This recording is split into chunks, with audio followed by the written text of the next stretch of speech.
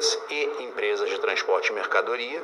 Foram o foco inicial das investigações do Ministério Público. Os aplicativos agora vêm se disseminando em outras atividades também, mas o foco inicial foi esse, e nós, através de investigações, a investigação do Ministério Público do Trabalho é um inquérito civil público que nós utilizamos, e nesses inquéritos foram identificados elementos jurídicos que compõem o vínculo de emprego. Então nós identificamos que nessas empresas havia subordinação jurídica, pessoalidade, onerosidade, habitualidade e, portanto, nós ingressamos com ações judiciais, que se chamam ações civis públicas no âmbito do Ministério Público do Trabalho, para que a Justiça do Trabalho, o Poder Judiciário Trabalhista, reconhecesse essa relação jurídica de emprego. Atualmente, esses trabalhadores, como Vossas Excelências sabem bem, são considerados autônomos, então são alijados de qualquer proteção social, de direitos trabalhistas, e através dessas investigações nós percebemos que esses elementos do vínculo de emprego, tais como os demais trabalhadores, eles estavam presentes. Evidentemente que há uma diferença pelo uso da plataforma digital, o instrumento de contratação ou de convocação desses trabalhadores. Há certas nuances, certas sutilezas e diferenças no trabalhador normal. Mas, em essência, o Ministério Público entendeu que havia, sim, uma relação ali jurídica de emprego e, portanto, pedimos o reconhecimento dessa relação jurídica no Poder Judiciário. No caso da Uber, o Ministério Público do Trabalho ingressou com uma ação civil pública contra a Uber, contra a empresa que tem o domínio do aplicativo Uber, pleiteando, o Ministério Público do Trabalho pleiteia contra a Uber no Poder Judiciário Trabalhista o reconhecimento do vínculo empregatício dos motoristas que estão engajados no aplicativo Uber. É uma situação nova, não apenas no Brasil, mas em todo o mundo. Todos os países do mundo civilizado, todos os países ocidentais estão enfrentando essa questão. Nós temos esse mesmo problema acontecendo nos Estados Unidos. Vários estados dos Estados Unidos vêm já regulamentando essa questão. O Poder Judiciário vem também sendo chamado para se manifestar sobre esse trabalho prestado através de aplicativos na França, Alemanha, Itália.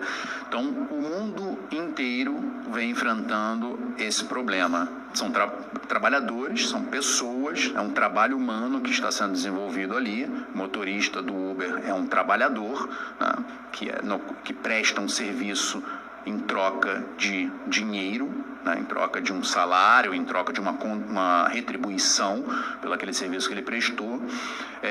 Nós temos diversas possibilidades de amparar essa relação jurídica, amparar esses trabalhadores em termos de proteção social. Uma delas seria através de uma regulamentação pelo Poder Legislativo, representante do povo. Através de seus representantes, o Poder Legislativo poderia regulamentar essa relação jurídica, entendendo que essa relação jurídica não está prevista nas leis do país. Essa é uma possibilidade. Evidentemente que essa regulamentação pode até ser contestada no Poder Judiciário, se caracterizar uma inconstitucionalidade. Isso é possível, mas o Poder Legislativo poderia sim regulamentar essa relação jurídica. O poder não sendo regulamentada pelo Poder Legislativo e as empresas não aplicando as leis vigentes no país, isso tem que ser tratado por alguém. Os trabalhadores não podem ficar no limbo, eles não podem ficar totalmente desassistidos. E, portanto, o Poder Judiciário seria a esfera para não regulamentar, mas para decidir qual seria o enquadramento desses trabalhadores. E o Ministério Público como instância para provocar o Poder Judiciário. Então, respondendo a pergunta de Vossa Excelência, o Poder Legislativo pode regulamentar essa relação jurídica. Teremos que ver aí as questões de competência, né? Seria como se essa relação de trabalho, em tese, seria competência da União Federal, né? Direito do trabalho, competência legislativa privativa, mas alguns aspectos dessa relação jurídica, principalmente questões de meio ambiente do trabalho, de segurança e saúde do trabalhador, até uma questão de limitação de jornada de trabalho, limitação de acesso ao aplicativo. O Ministério Público tem 3 frentes nessas ações, senhor presidente. Reconhecimento da relação jurídica, né, de vínculo empregatício e não de autonomia, limitação do engajamento desse trabalhador no aplicativo. Nós não podemos ver um trabalhador engajado no aplicativo de 6 horas da manhã até 3 horas da manhã. Então, isso é uma questão de segurança, não apenas do trabalhador do aplicativo, mas também do cliente, do consumidor que usa aquele serviço, como também da própria sociedade, né? Principalmente trabalhadores de veículos, né? Transporte de pessoas, que podem estar ocasionando acidentes nas vias públicas. Então, tem essa questão também de limitação do trabalho, do acesso dele a essa plataforma, quanto tempo ele fica engajado naquilo, e também tem a questão de saúde e segurança do trabalhador, uma questão maior. Então, a Câmara Municipal poderia, né, nessas esferas, não na relação de direito de trabalho, mas nessas esferas, poderia até regulamentar de alguma forma. Então, estou me alongando demais, mas sendo sucinto, sim, o Poder Legislativo poderia, em tese, regulamentar uma relação jurídica de trabalho. Bom dia, Rodrigo. Bom dia, Tatiana. Queria também parabenizar vocês pela ação que vocês estão movendo aí em relação aos trabalhadores de aplicativo. Parabéns.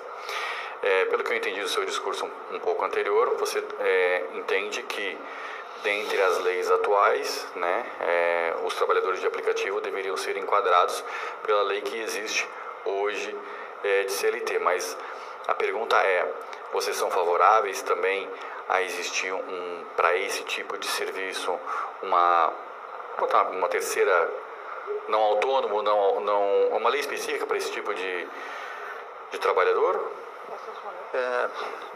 Bom dia, vereador Marlon.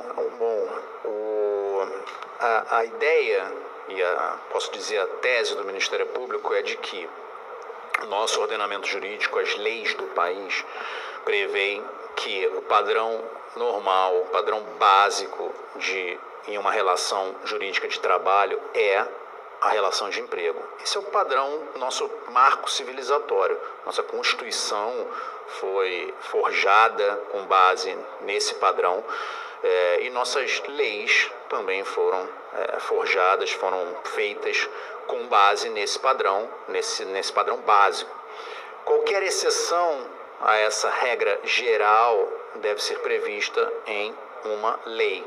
Há vários tipos de relações distintas da relação jurídica de emprego. Nós temos a relação dos eventuais, dos avulsos, nós temos dos trabalhadores temporários, nós temos várias leis que prevêem exceção ao modelo geral.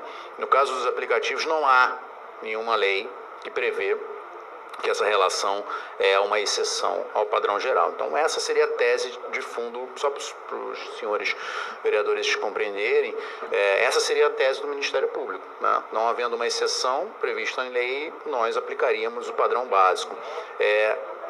Não cabe a mim, com todo respeito, estou sendo bem humilde na minha resposta aqui, não caberia a nós do Ministério Público, enquanto procuradores, né, entrar nesse debate político se é necessário uma lei específica, uma exceção para esses trabalhadores, né?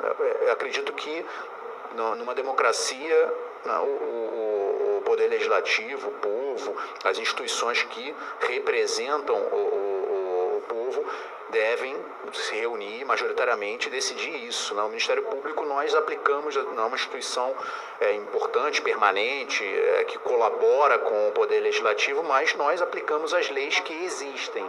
Então, eu não gostaria de me manifestar sobre uma futura lei que não existe ou como seria uma lei para regulamentar. O que eu respondi ao senhor presidente é que, em tese, o Poder Legislativo, como representação democrática do povo, poderia estabelecer uma lei para regulamentar essa nova realidade. E diversos países do mundo já estão nesse sentido de regulamentando uma, vamos chamar assim, terceira via, um terceiro gênero. Isso vem acontecendo em alguns países.